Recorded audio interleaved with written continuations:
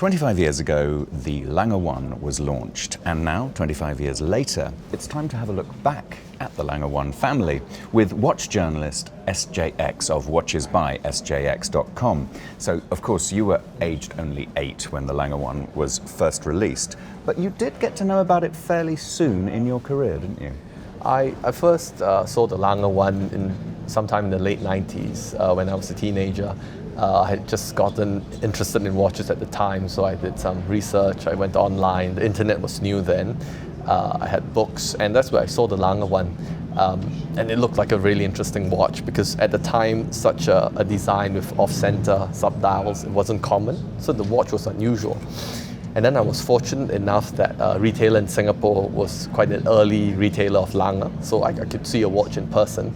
And then it struck me that the watch didn't just look unusual, but it also felt unusual. It was heavy, the movement was very nicely finished. So you got a chance to pick one up at the boutique? This is like late 90s, early 2000s, around the year 2000. And yeah, so that was my first encounter with the watch. So the Lange family has grown since then. And of course the Lange 1 family has grown since then as well. Have you kept an eye on it as it's developed over the years? I have. It has evolved it just evolved to become quite a diverse line of watches. From the very complex and very expensive to the original, which is still quite affordable. But I still think the original Lange 1 design, 38.5mm case, to me, still the best. The proportions, the size, it works the best. What would you say, because you're quite a design expert, what would you say from a design point of view, what was the shock of the new in 1994? I think it was probably the fact that the dial is asymmetric, it's unusual, but it's still designed, it still has a lot of order in the design. You know, there's order in the chaos, so to speak. If you draw a grid on the dial, a 3x3 box, you realize all of the important elements of the dial sit on the axis of the grid. So even though everything seems like it's all over the place, it's actually a very orderly design, which at the time was really unusual. But it also shows the amount of thought that was put into designing the watch. And the thing that I first came across your work was when you shared that article about the typography, the font that Lange is using. And I feel that for me, I loved that article and I shared it widely because I've always known that I liked the look of it, and you explained to me why I liked the look of it. So could you take us through, on the Lange 1, how does the typography work in terms of the design as a whole? The typography, the article was written together with a designer, a professional designer, and he in professional terms, firstly it's the font, the style of the letters, which in this case sort of gives the watch a more serious look because it's a serif font, so it feels a bit more old-fashioned, a bit serious, classical, and it's also what they call kerning, which I didn't know until I went to study this. Kerning is the space in between the letters in a word. Yeah. In a standard computer word processing software, most of the time the space is standard. But here, all of the spaces are different to suit each of the letters. So on a A.Lange Söhne watch, the spacing the letters are not the standard space you would find on, say, Microsoft Word. So it gives a much more proper look.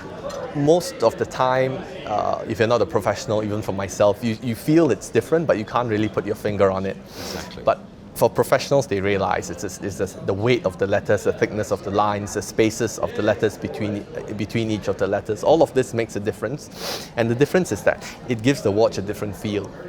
Even if everything had been exactly the same, but a sans serif font was used, a more modern looking font, it would immediately give the watch a completely different feel. Even though it's something that is so minor, most people can't really put their finger on it. But you say again that is something you can't do by maths. You can't do it via a word processor telling it you must do it this way. There's some other ingredient. Well, it's magic? What is it? I think it was the people in charge, the designers at the time. They had just a really, really good eye. That is what Tony DeHaas told me as well. In the early days, it was a much smaller company with a small group of people, but they really managed to establish a design language for the brand that is still used today. Everything from, say, the lugs of the watch, where you have this notch on the side. This was one of the intentional design elements. Tony was saying, when I visited the factory last year, he showed me the prototypes, and they were originally ordinary lugs that were flush with the case. But Gunther Blumlein, the CEO at the time, he used a file to cut a notch into the side to make it different, because it was important for them that the watch looked different from other luxury watches on the market. And to look different, attention had to be paid to all the details, the lugs, the typography, the design, even the buckles, which have a bar on the back, which most brands don't have, and that was done to make it sturdier and heavier and to give the watch a high quality, heavy feel, so that feel German rather than a very thin and light watch. So all of this, the font and so on, I think it was just the right package together. And because it works so well, it is something that the brand can still use today and sort of carrying the brand forward, even with new watches. It's the same, a lot of the same elements are still used. So, ladies and gentlemen, thank you to SJX. That was a fantastic interview. Thank you so much. Thank you.